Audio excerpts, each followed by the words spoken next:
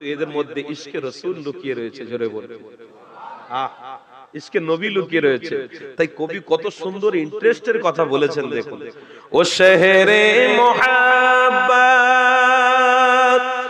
जहाँ मुस्तफा है वही घर बनाने को दिल चाहता है, वही घर बनाने को दिल चाहता है। जिहादे मुहब्बत की आवाज गूंजी, जिहादे मुहब्बत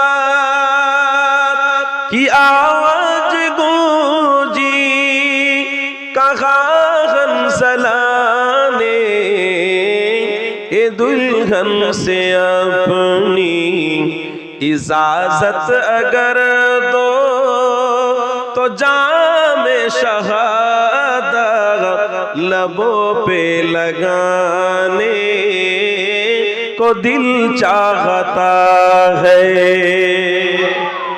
आरो मोहब्बते पिछने जुबकरा बोलो ना गो नारे तकबीर।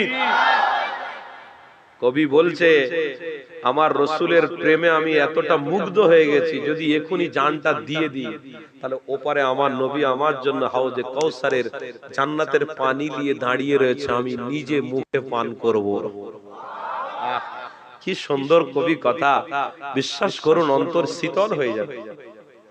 ও শহরে মুহাব্বত जहाँ मुस्तफा है वही घर बनाने को दिल चाहता है, वही घर बनाने को दिल चाहता है।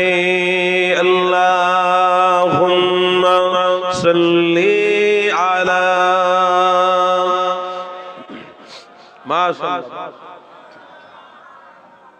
व अला